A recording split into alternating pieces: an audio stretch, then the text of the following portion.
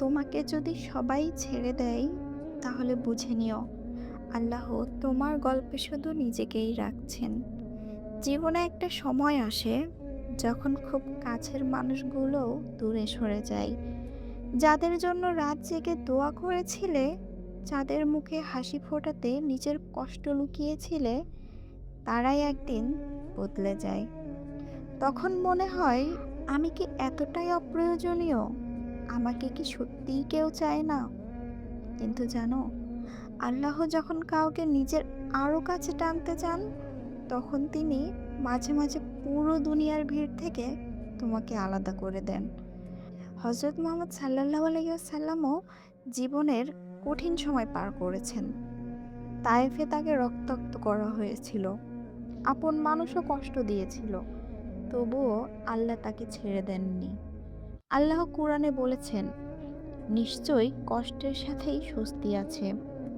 আজ তুমি হয়তো একা, কিন্তু এই একাকিত্ব শাস্তি না, হতে পারে এটা আল্লাহর বিশেষ ডাক।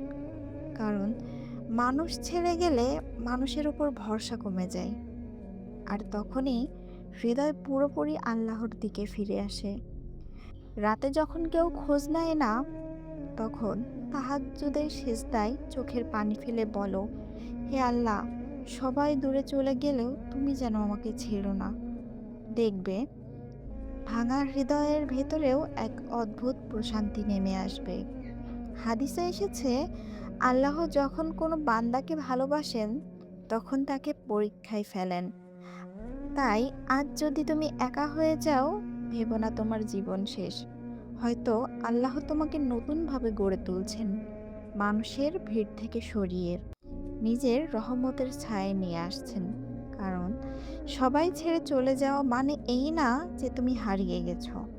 কখনো কখনো এটা প্রমাণ করে আল্লাহ এখন শুধু তোমাকে তার কাছেই রাখতে চাইছেন।